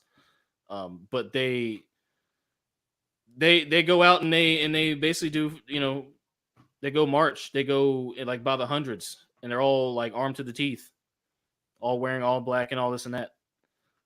Apparently, they shoot themselves every time they go out, but nevertheless, literally, I think every demonstration there's been a shooting of one member to the other. No bullshit. No bullshit. of course. But again, that is the leading force, if you will, of black. I don't even want to say physical. Like the leading force of the threat of physical violence from black people is the NFAC right now. That's what's being pushed in mainstream media. That's what exists, and that's what I think a lot of people see. But again, they're not looking very legitimate because they look very unorganized, and they literally, I think a member has shot a member at every single gathering that they've done. Would it be gang related or no? No, it's not gang related. They're like a coalition. That's what they call themselves. So it's like accidentally shot someone? Yes, they accidentally negligent discharges every time. Yeah. Sounds like somebody doesn't know how to handle their weapon. Yeah. That's what it sounds like. And honestly, I shoot, so I'm in the gun community. There's a lot of people in the gun community making fun of them, saying, look, like these dudes, like, it's one thing to do that. It's another thing to literally not know how to handle your weapon. And like and because of that, they're not getting taken seriously by the people that they probably should be getting taken seriously by, to be quite honest here. If what they're trying to, accomplish the point they're trying to get across, they say they demonstrate for justice, but again, I don't know. I'm not part of it, but it's just what I've observed. But yeah, man, no, go ahead. What are you saying? So let me put you. You already know, especially back when we had Adam on, like that, like I like putting you guys like in the shoes of these situations, right? Right. So the situation is no different. If you're in the shoes of, and again, I know you would never be in these shoes, but if you're in the shoes of Biden's team, how are you? You have 3 weeks left. How are you going to, and I'm not saying how you're going to try and pander to the black vote. Fuck that. But how are you going to try and get more voters? Just by curiosity. I know it's a random question, but just by curiosity. If it were me, or if I was part of the team that would do it, I would actually start what people want from that camp, or actually from both camps, are actual facts and actual tangible examples of what these proposed policies are actually going to do. And I would start giving tangible evidence of what these proposed policies are going to do, not just saying, "Oh, we're going to give $700 billion to HBCUs and we're going to ban That's the not going to happen, chokehold." by the way. And no, hell no. There's a reason why HBCUs do not have that much money. And and what, oddly enough, what Trump, that's actually a political move. Oddly enough, Trump stopped the annual taxation, like the annual tax generation or whatever, like the requirements, like they don't have to reapply for some sort of grant or something every year like they used to in the past. They just like get it. That's something that he passed recently. But first thing I would do is give tangible fucking examples of, hey, this is what these are a couple points that we're going to make, and these are a couple things we're going to put in place to do to actually make policy A happen and policy B happen. Just a couple little nuggets, because that's what people want. People, like, if I'm going to legitimately try and get votes this late in the game with only one presidential and only one vice presidential debate that has happened, I'm going to release tangible shit. That's first and foremost. Mm-hmm. If I were on that team. Second thing I would do is I don't know. I'm not. You got to remember you got old Harris on your team too. The right. same one you tried to right. imprison so many of us. So, but that's why during that video I kept adding commentary. Like I'm so glad I didn't do a watch along of this video because I would just go on a whole spew for like an hour because like when he was saying, oh, they're gonna bring so much money, they're gonna try and get I'm like, fam, here's what's gonna happen if you try and get Harris in any kind of authority position, period, is everybody's getting locked up over dumb stuff. Yep. That's why I thought it was, again, I hate using this word, but criminal. It was criminal the way she spoke in the vice presidential debate last week, where she tried to pretty much denounce the fact that not Biden, what's his name? Pence was talking about the private prisons and stuff like that. I'm like, the word private prisons and getting rid of, and what's she say, defunding private prisons, I think she said she wanted to do. Yeah, something. What did she say about that? I'm like, fam, you're the one that filled the private prisons. And then your running mate is the one that created the concept, pretty much. He wrote the framework to set up the concept of a private for-profit prison. Like, come on. And on top of that, they've battled, like, they've talked shit about each other's policies that they're now backing. Like, it's the most ridiculous shit I have ever seen, dude. Like, but you know what? But you know one phrase I heard from Breakfast Club a while ago. He said, "An enemy of an enemy is my friend," and that's exactly what happened with Harris. And I'm like, again, that's justifying bullshit. But again, drinking the Kool-Aid. That's all they're doing. Yeah. But again, it's media. It's mainstream. I would say Breakfast Club is mainstream media at this point. Oh yeah, they've been mainstream media for a couple of years now. Yeah. So, yeah. No surprise that they're set up to like each part of each extreme of the left and the right are set up to justify every move at any cost. And that's the thing. That's why you can't have the opinions that we have, because people you sound like you're for one side or for the other because you're not extremely for one side or extremely for the other, or for neither side at all, like us. Because I feel like a lot more people, if they to everybody, I think I've said it before, everybody, it's a game to them. To everyone, it.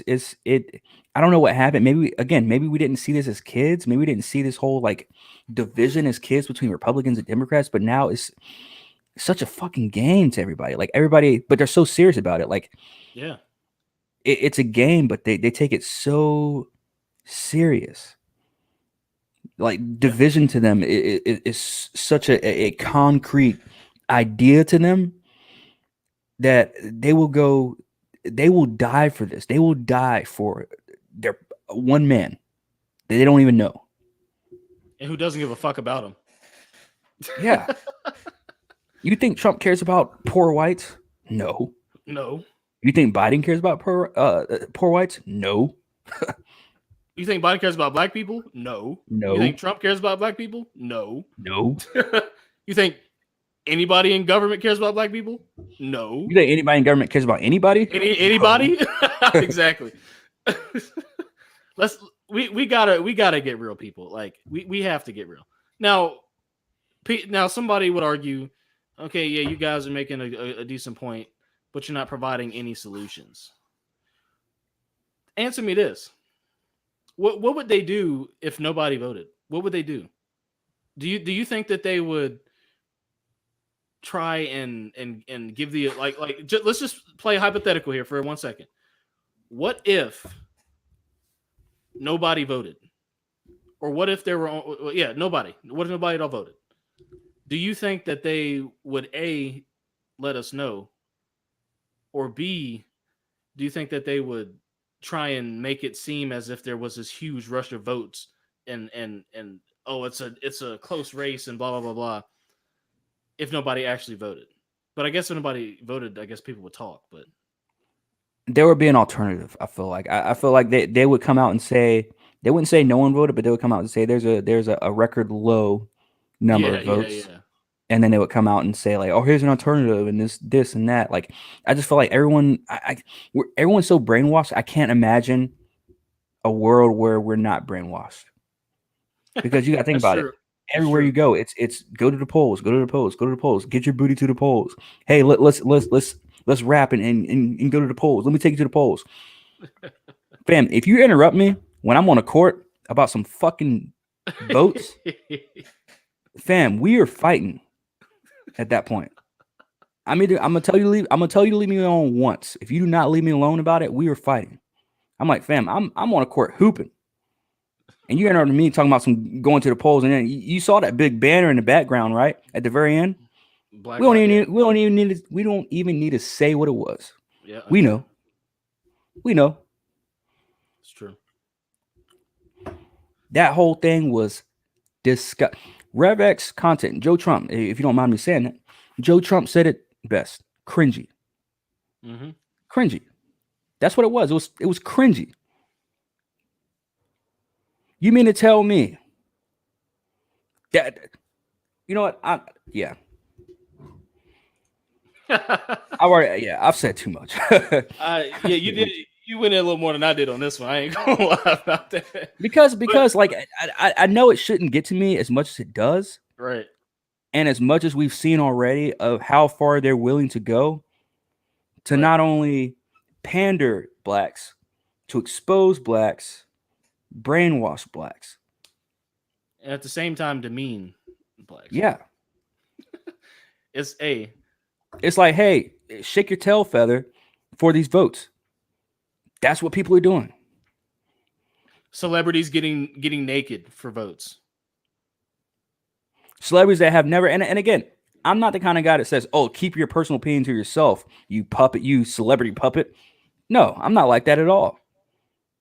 I'm like, what's the difference between me and a celebrity, or me and someone who's, influential? Right. What's the difference between me and that person stating our own opinions? Except for the fact that they probably have more people that they can speak to, which is why they're used in a position that they're in.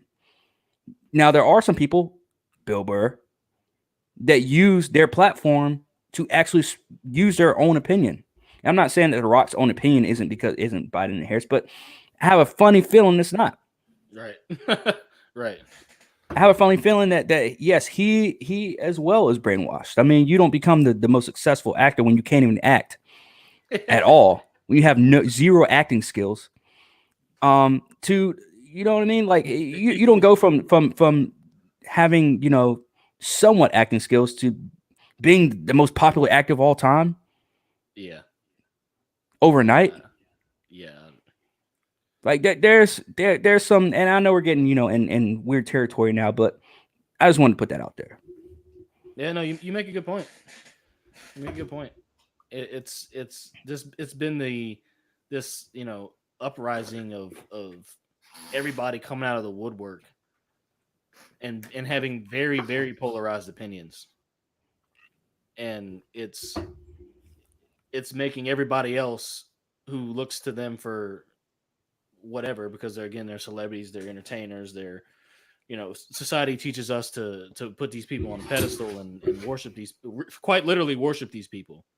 Yep. And they come out with these polarized opinions, and somebody who's A, too lazy to do the research, B, doesn't know enough, C, their life revolves around said person who came out and said the same thing, or it's their favorite whatever artist or actor or whatever the fuck, or musician or whatever the fuck.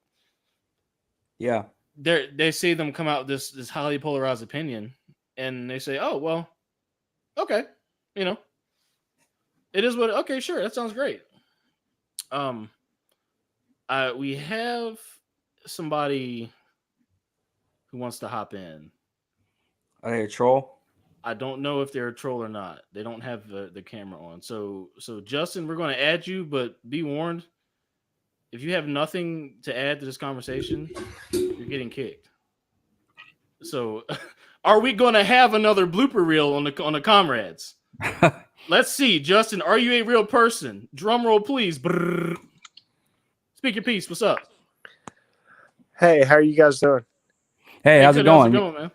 Good. I just want to say, douchebags, douche. I figured as much. Anyways, he's gonna go ahead and get banned. Oh wait, no, I'm just gonna kick him. I'm not gonna ban him. Your ass is grass. Speaking of cringe AF, that was cringe AF. I would ban his ass for that. I can't because you'd have to re-authenticate. It's the whole thing. Oh, okay. But he got kicked. Yeah. So, anyways, again, as soon as we get in our bag, there's a fucking troll. Freaking troll coming in trying to derail the conversation. I find that very ironic. The past 3 podcasts we've done, once on Hap and twice here, and you had your own trolls when you was in your bag. It's funny. Whenever we get real deep into the topics and shit, we get all of a sudden a troll pops in and they wanna try and derail the conversation. I just find that very interesting. I feel like YouTube probably sends these people over here. Dude, they have to. They have to. Dude, even when we were leaving the link open, we weren't getting. That's what. Yeah, that's what I'm saying. And then they go and spam the dislikes. I see it happening to other content creators. Yeah, that happened in one video of mine. Yeah, where like it was like 7 dislikes. I was like, what? Yeah. Yeah. I'm just like, again. This is the second time that this happened tonight, where YouTube's just took a big shit in the backyard of contemporary comrades. Yeah, man. Anyway, we're here fighting a good fight to spread this word to you people, man. So, and to have a good time, like we're having a good time, like stating our opinions. Absolutely. And to anybody that's listening, this is why we do this. Like to anybody that's listening, like I won't say we changed a couple minds, but we've had people. Revex content is one of them. Joe Trump's one of them. Like where we speak real shit. And not necessarily that they agree, but they listen. They're like, look, fam, like I hear what y'all are saying. You know what I mean? Like, yeah. Like I say, we don't have this approach where we need you all to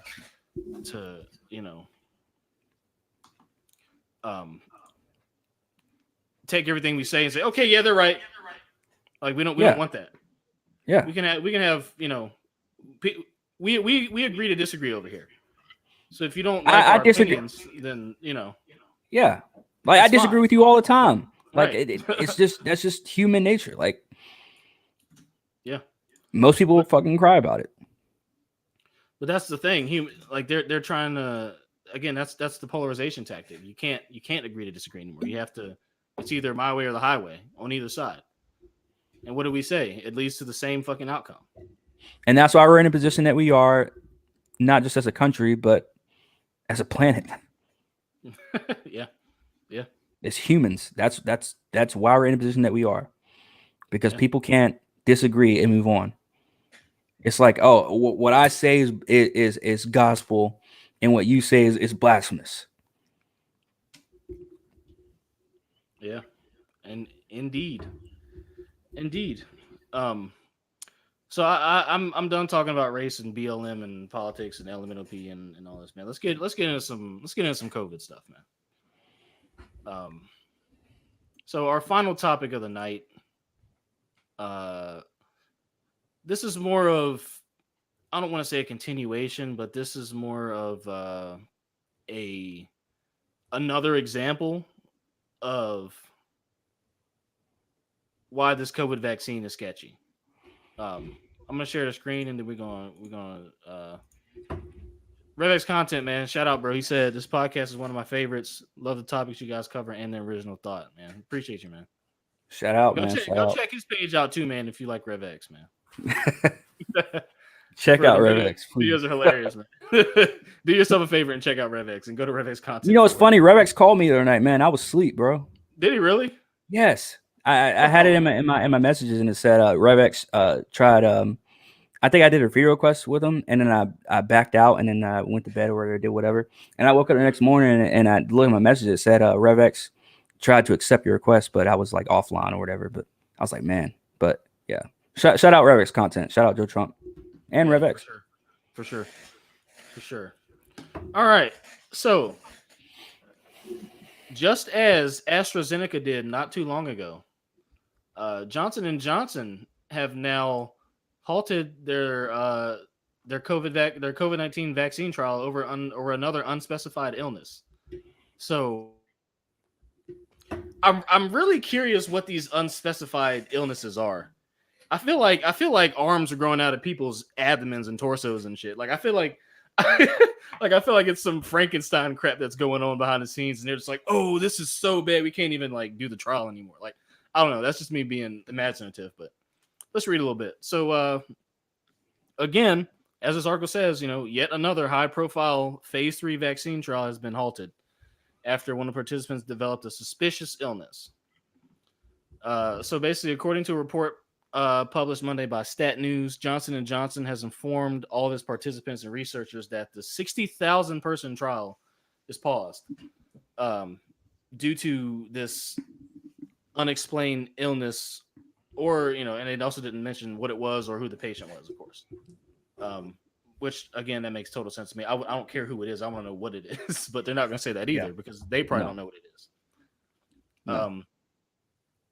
Basically, they said it's not always immediately apparent whether the participant got a vaccine or a placebo. So I guess they'll have to go back and see if it was a placebo or was an actual vaccine. Yeah, they say pauses like these aren't uncommon. If we do a study of 60,000 people, that's a small village. They say in a small village, there are a lot of medical events that happen.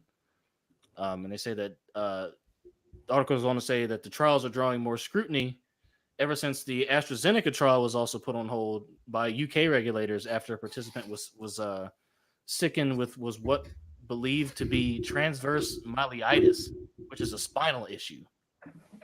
Like, bruh, like, how you getting a spinal issue from a vaccine, dog? Answer me that. Again, bro? Again, this is the trials resumed in the UK, in India, and elsewhere days later. But in the US, an AstraZeneca trial remains on hold to another unspecified issue. And of course, AstraZeneca and US have been very tight-lipped on the subject. This article says.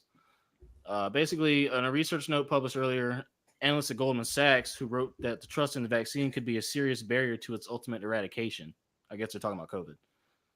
They think that the biggest challenge to ultimately lowering the disease burden and virus circulation to very low levels will be convincing people to take the vaccine. Huh. You don't say. You don't say. Their base case assumes such broad uptake, but this will likely require a safe and very effective vaccine, trusting approval and rollout process, no out-of-pocket costs, and effective public and community campaigns. What does that sound like? Propaganda.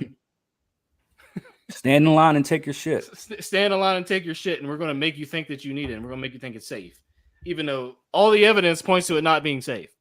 But we need you to think it's safe so that we can get rid of this virus, right? There's some, and I guess it goes into a little bit of stock futures based on this, and that's pretty much the end of the article. But it says that there's no evidence of the intense selling pressure that followed the news for those particular stocks. So, man, I mean, again, this is another prime example of. It's another prime example of why I don't even know how to say it. I don't even know how to put it out. This is why people don't. This is articles like this and continuations of things like this are why people don't trust this vaccine. I think it's like 60% of people don't want to take the vaccine. Yeah. I think it's like a crazy high number of people who don't want to take it. Yeah. Even compared to like a month ago when it was like lower than that. I think it was like 40%.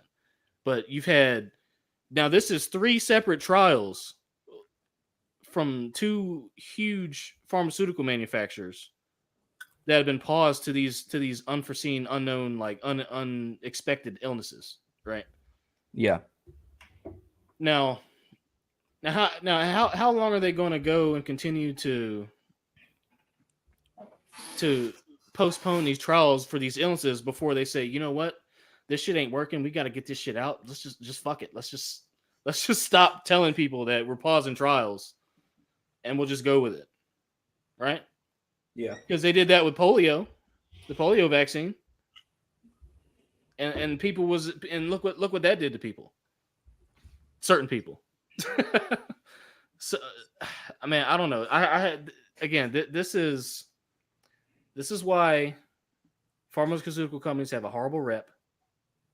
This is why COVID is more of an agenda than an actual virus at this point. Because as much as it is, as real as it is, we all, we know people directly who've been affected by it. Family members, friends, etc., who've been affected by it. I mean, hell, the president got it. Whatever. I guess he got it. So they say. So it's a real thing. But I think I don't know, man. Just the way that everything is rolling out with this vaccine, man. It's not going to be good. It's not going to be good. There's going to be issues. It hasn't been good already. Keep in mind, they have to roll out 300 to 400 million of these. Well, 300 plus million in the United States. Not to mention the worldwide impact. Spain's got another 900,000 cases. You know what I'm saying? They have to roll out billions of copies of this vaccine to the world. This is going to be the biggest mass vaccination in world history. So I just want everybody to keep that in mind too. Like, this isn't something that's just going to be given out to the U.S. and just to certain people. This isn't like it's treating some illness that affects a certain group. They are rolling this out to everyone in the world. Yeah. And Bill Gates came out and said, hey, it might not be gone until the second round of the vaccine comes out. Yeah. He said we might not be back to quote unquote normal until we get round 2 of the vaccines. So, yeah. and what is that? What is round 1 going to do? if round 1's not going to do the job, what the fuck's round 2 going to do? Or sorry, you know what I mean? It gets sketchier and sketchier, man. It gets sketchier and sketchier. Yeah, because even when you mentioned earlier about the failed vaccination or the failed experience or whatever they did with the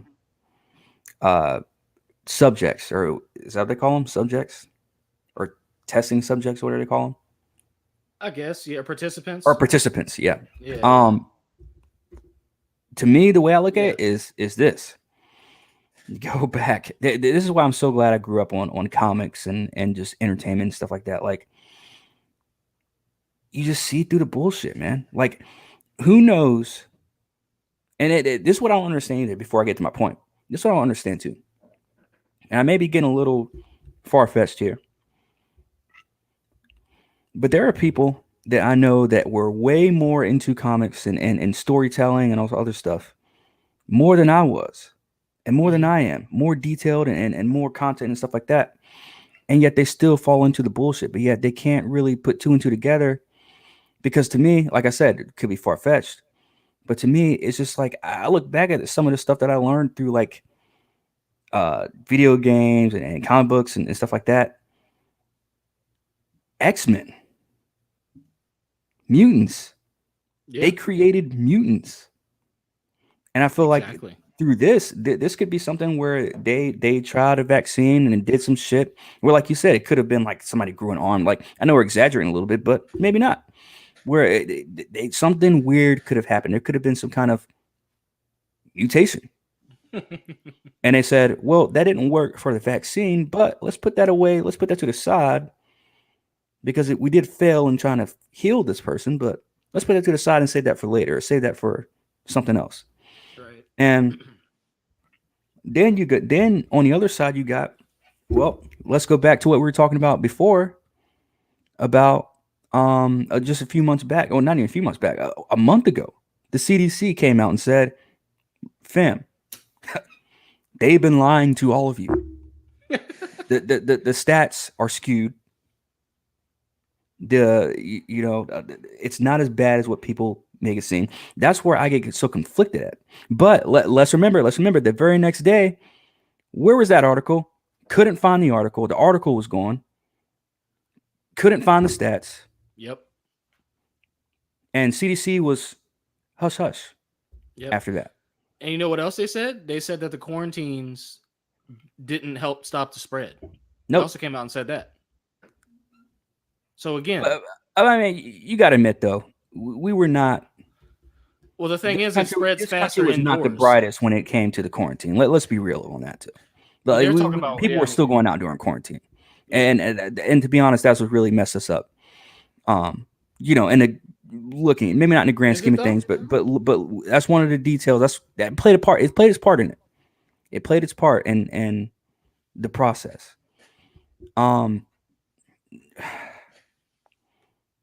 Like I always say, man, this is the end. A mass vaccination, not just of the country, but of the world. Like you said, the biggest vaccination in the world history. Well, you know what's going to happen in world history? There's going to be no more world. The biggest mass die-off of the human race in world history, due to the fear over something that's killed less people than the flu does annually. And we're being led to our deathbeds. I know that's crazy, but hey, man, we're being led to our deathbeds pretty much. We're being led into one or two things. One thing for sure, further slavery, mass slavery, and possibly our deathbeds. And keep in mind, we're already mentally enslaved. But it might, you know, hey, FEMA's got their camps, man. They're not just for hurricane relief. Best believe that. So, again, we're marching full speed ahead towards basically life as we know it not ever being the same again. This is the first step. These lockdowns, these masks. New York's already locked down again, by the way. Yep. I don't know if anybody picked up on that. And they already have fined. They've already fined people like up over $150,000 worth of fines because of this new lockdown already. So they're not only are they locking them down, they're enforcing it. Yep.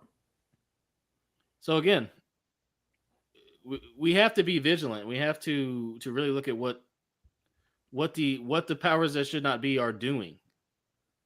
Powers that should not be. I like that. And what the consequences of the things they are doing actually are in reality, not what they want you to think they're going to be. Yep. And you know, I don't have too much more to say on the you know, pause trial portion. I mean, again, kind of like no surprise. I think one of us said it was only a matter of time before another trial is paused. We may have said that. I can't remember, but yeah, that was probably you. But either way, you know, here's another example. Because remember what I said over the summer? I said they're gonna come out and say, "Hey, we're starting these trials," when they already have the vaccine. Yep. The quote unquote vaccine. Yep.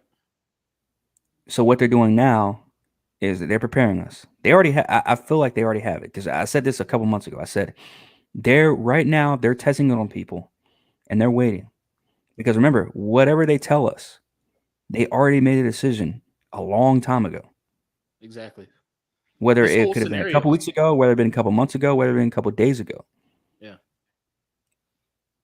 Yeah, and keep in mind what we said on I don't know how many casts ago it was. Lockstep. This whole scenario was already planned as a potential scenario 15 years ago, 10, 15 years ago.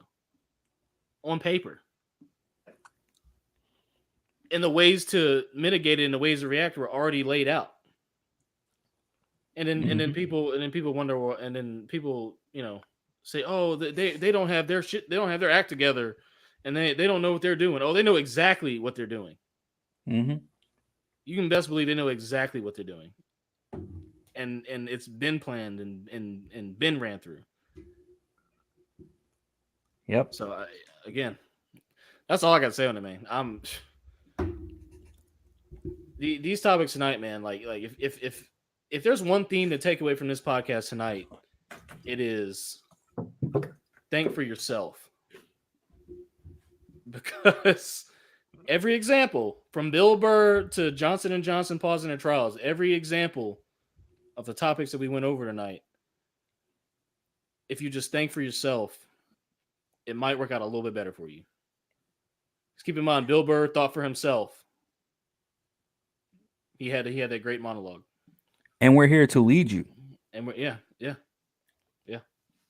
You know, we're here to at least, not even to lead you, but we're here to at least open your eyes or help you open your eyes.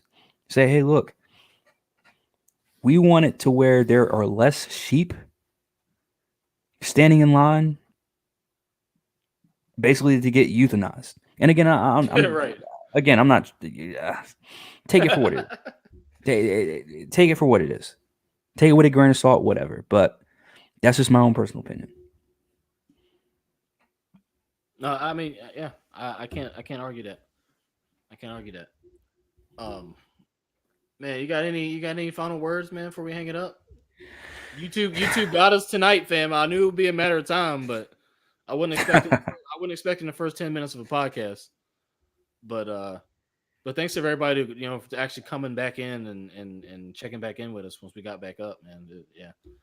Yeah. I'm going to appeal the strike as soon as this cast is over with.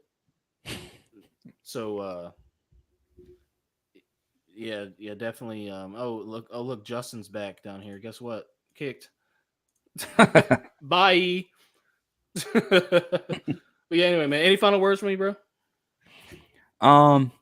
No, man. Just continue to check us out. I'm sure Jaren's gonna post some more videos. I'm gonna try and post some more of our archived episodes on there. I'm gonna drop another truth nugget for y'all Thursday. So be on the lookout for that on Thursday. Definitely. And also check out the Half-Ass Podcast. I got some I'm dead. It's kind of said final words, get your booty to the pole. But yeah, I mean, yeah, check out Half-Ass Podcast on YouTube. Check out Half-Ass Podcast on Instagram. Obviously, you see the handle down there. Yeah, I've got some. I know I always say I got some stuff in the works, but I really do have some stuff in the works. That stuff I haven't even mentioned to Heavy J because I'm trying to get it solidified. But there are some stuff I have in the works for Half-Ass Podcast. Some other stuff that we're getting solidified for Contemporary Comrades as well. Jaren, I feel like you don't get enough credit for what you do for Comrades. Like you really do. You work hard off camera and behind the scenes for Contemporary Comrades. So I want to shout you out for that too, because I know how it is. You probably do more work for Comrades than I do for Half-Ass. So it's you know what I mean. Like you do some pretty cool stuff for this channel. I'll try. But yeah, we're gonna try and have some more guests on here as well. But yeah, just stay tuned for Contemporary Comrades. Stay tuned on Half-Ass Podcast. Shout out to everybody that came through tonight. The two people who came in and commented in the chat. But yeah, man, like I always say, man, we speak truth on here. We speak at least our opinions on here that aren't too far off. If you guys, for the people that have been following us, hell, even our time on YouTube, we've even predicted the future somewhat. So literally, yeah. So yeah, stay tuned, and we got some cool stuff for y'all. Yes, straight up, man. And just want to say again, the Comrades have an Instagram. The handle's floating down below. Go follow us. I'm gonna drop another little truth nugget video on Thursday for y'all. We got fire shit coming, man. Basically, like you said, some stuff in the works for Comrades. Yeah, just stay tuned, man. Stay tuned and subscribe, and be on the lookout. Because like I said, we're working hard behind the scenes to make this a better show. Period. Not just a podcast, but a better show. Period. Yeah, man. With that being said, shout out to Revis Content, shout out to Creedlink, shout out to everybody listening in the gallows. You know what I'm saying? Also YouTube. Man, anyway, look, it's heavy. Can't It's bash heavy, YouTube Jay. too much. Right. That's why I just shook the finger. I don't poke the lion, right? Don't poke the sleeping bear, right? Yeah. But Just but, whisper in his ear a little bit. yeah. just yeah. Anyway, but again, appreciate everybody. We'll be back. Yeah, it's Sir Heaviness, Heavy J, Big J, whatever you want to call me. It's Corn, and we out. Peace. Peace out.